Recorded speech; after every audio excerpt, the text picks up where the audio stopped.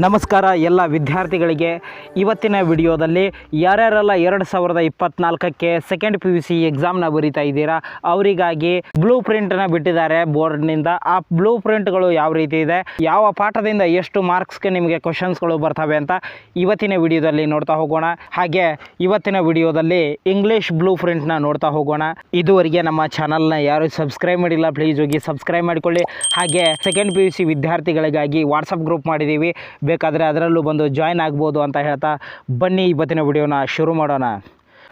ಮೊದಲನೆಯ chapter Romeo Juliet. ಆ Romeo ಜೂಲಿಯೆಟ್ಟಿಂದ ನಮಗೆ ಟೋಟಲ್ ಆಗಿ 2 ಕ್ವಶನ್ಸ್ಗಳು ಬರ್ತವೆ. ಯಾವ ರೀತಿ ಅಂದರೆ ಒಂದು ಅಂಕದ MCQ ಕ್ವಶನ್ ಬರುತ್ತೆ, ಒಂದು 4 ಅಂಕದ ಲಾಂಗ್ ಆನ್ಸರ್ ಕ್ವಶನ್ ಬರುತ್ತೆ.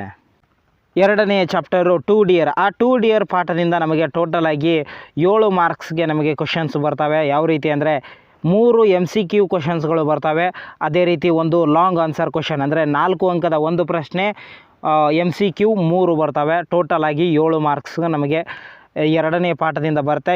ಇನ್ನು ಮೂರನೆಯ ಚಾಪ್ಟರು ಆನ್ ಚಿಲ್ಡ್ರನ್ ಪಾಠದಿಂದ ನಮಗೆ ಒಂದು MCQ ಕ್ವಶನ್ ಬರುತ್ತೆ, ಒಂದು 4 ಅಂಕದ ಒಂದು ಪ್ರಶ್ನೆ ಬರುತ್ತೆ. Everything I need to now learn ಅಂತ ಚಾಪ್ಟರ್ ಇದೆ ನೋಡಿ, ಅದರಿಂದನೂ ನಮಗೆ ಸೇಮ್ ಟು ಸೇಮ್ ಒಂದು ಲಾಂಗ್ ಆನ್ಸರ್ ಕ್ವಶನ್ ಬರುತ್ತೆ, ಒಂದು MCQ ಕ್ವಶನ್ ಬರುತ್ತೆ.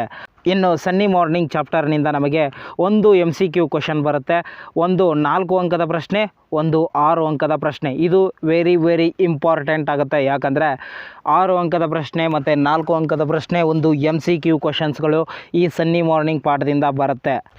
ಹಾಗೆ ವೆನ್ ಯು ಆರ್ ಓಲ್ಡ್ ಪಾಠದಿಂದ ನಮಗೆ ಕೇವಲ ಒಂದೇ ಒಂದು ಕ್ವಶನ್ಸ್ ಬರುತ್ತೆ, ಅದು MCQ ಕ್ವಶನ್.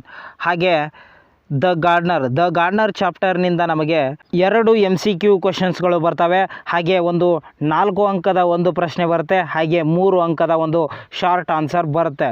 ಈ ರೀತಿ ಟೋಟಲ್ ಆಗಿ ನಮಗೆ 9 ಮಾರ್ಕ್ಸ್ಗಳು ನಮಗೆ ದ ಗಾರ್ಡ್ನರ್ ಪಾಠದಿಂದ ಬರುತ್ತೆ. ಹಾಗೆ to the foot from its ಅಂತ ಇದೆ ನೋಡಿ, ಅದರಿಂದ ನಮಗೆ ಒಂದು MCQ ಕ್ವಶನ್ ಬರುತ್ತೆ, ಹಾಗೆ ಒಂದು 4 ಅಂಕದ ಪ್ರಶ್ನೆ ಬರುತ್ತೆ.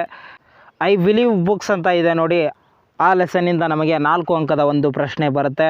ಹಾಗೆ heaven if you are not earth ಅಂತ ಇದೆ ನೋಡಿ, ಅದರಿಂದನೂ ಸಹ ನಮಗೆ 4 ಅಂಕದ ಪ್ರಶ್ನೆ ಬರುತ್ತೆ. ಹಾಗೆ ಜಪಾನ್ ಆ್ಯಂಡ್ ಬ್ರೆಜಿಲ್ ಈ ಪಾಠದಿಂದ ನಮಗೆ ಒಂದು 3 ಅಂಕದ ಒಂದು ಪ್ರಶ್ನೆ ಬರುತ್ತೆ, ಹಾಗೆ ಒಂದು MCQ ಕ್ವಶನ್ ಬರುತ್ತೆ. ದ ವೋಟರ್ ಲೆಸನ್ನಿಂದ ನಮಗೆ ಒಂದು 4 ಅಂಕದ ಒಂದು ಪ್ರಶ್ನೆ ಬರುತ್ತೆ, ಹಾಗೆ ಒಂದು MCQ ಕ್ವಶನ್ ಬರುತ್ತೆ.